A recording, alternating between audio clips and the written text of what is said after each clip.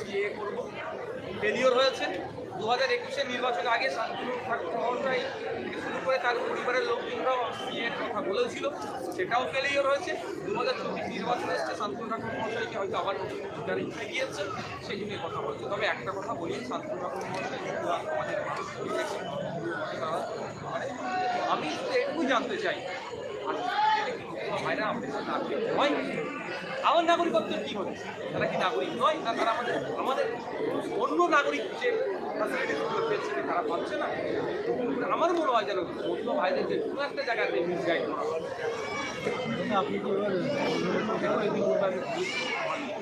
আমার প্রশ্ন আমি দিয়েছি যে আমার হচ্ছে তার জন্য আমি মানসিকভাবে কয়েকটা প্রোগ্রাম করলাম। এবার হচ্ছে দল আমার দল যদি আমাকে অনুমোদন দেয়, আশা করবো দল আমাকে অনুমোদন দিয়ে দেবে। কারণ আমাদের এটা বলতে পারেন যে আপনি চেয়ারম্যান, আপনি তাহলে কথা বলছেন দলে, অবশ্যই আমার দলে বড় আছে একটা করি, বাকি সব ল্যান্ড আমাদের দলে নয়। যেটা ডেজিগনেশন যেটা আছে সেই জায়গায় আমরা করি, তাকে সেটাকে আমরা সাহায্য করি।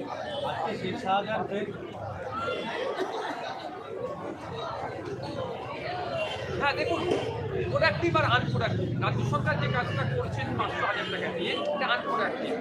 উপরন্তু মায়েদেরকে সবসময় যেন ঢাল হিসাবে দেখানো হচ্ছে। যেমন শিক্ষকের কথা বলি, টিচারের কথা বলি, ডাস্টার চক চকের কথা বলি, কন্টিনিউসি ফান্ড দিচ্ছেন না কেন, গ্রান্ট দিচ্ছেন না কেন, হসপিটালে ডক্টর নেই কেন, মেডিসিন নেই কেন, এই কথা যখনই বলি তখনই কি তুলে দেখাচ্ছে যে এর কথা বলছে লক্ষ্মী ভাণ্ডারের কথা। কিন্তু আমরা চাই প্রোডাক্টিভ, আমরা মায়েদের হাতে কাজ তুলে দিতে চাই।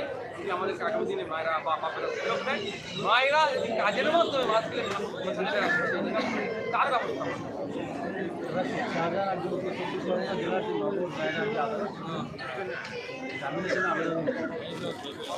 ব্যাপারটা হচ্ছে যেটা শাহজাহান সাহেবের দ্বারা ঘটেছে, কোর্ট নির্দেশনা দিয়েছে ইডি অফিসারকে, ইডিকে নির্দেশনা দিয়েছে রেশনে যে দুর্নীতি হয়েছে সেটাকে তদন্ত করে কোর্টকে জানানো। সেই নির্দেশ মতো ইডি অফিসাররা গিয়েছিলেন, সেখানে ইডি অফিসারদের মাথা ফাটিয়ে সিআরপিএফকে সেখান থেকে বিতাড়িত করেছে। তুমি বলবো সিআরপিএফকে ধন্যবাদ জানাই, অন্তত ভোটের মধ্যে পরিচয় দিয়েছে, হ্যান্ডেল করতে গেলে বড় ধরনটা করতে পারে, কিন্তু এরা ঘুরতে দেয়নি।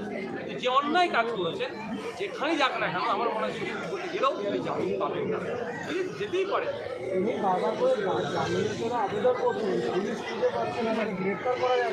পুলিশ খুঁজে পাচ্ছে না, এটা বলা মনে ভুল হবে, হয়তো আপনার সাংবাদিক বলতে পারবেন না।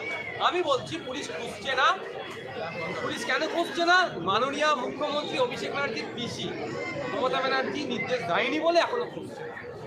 মমতা ব্যানার্জি যদি নির্দেশ দিয়ে দেয়, পুলিশ মন্ত্রী যদি নির্দেশ দিয়ে দেয়, কয়েক ঘন্টার মধ্যে তাকে নিয়ে এসে জনমত হয়। আর এদেরকে কেন মমতা ব্যানার্জি খুঁজছে, আটকে রেখেছে, সরি অ্যারেস্ট করতে দিচ্ছে না, এরা হচ্ছে দলের স্টাইল। এরাই তো ভোটটা চুরি করে, এরাই তো ভোটটা লুট করে।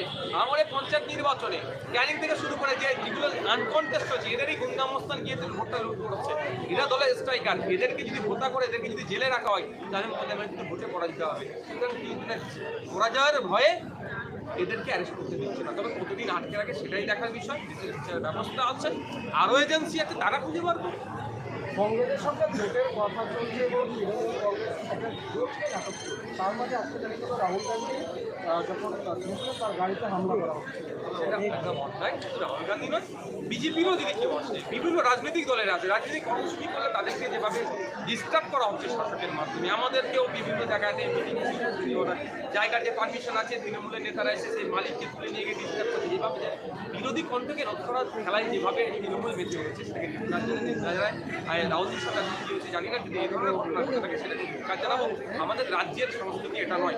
রাহুলজিরা অন্য রাজ্য থেকে এসেছে, আমাদের রাজ্যের কালচার সংস্কৃতি এই ধরনের নয়। কালচার যদি এটা শুনে যায়, বাংলার তো সুনাম ক্ষুণ্ণ হচ্ছে। আমরা এরকম কাজ করবো না যাতে আমাদের রাজ্যের সুনাম।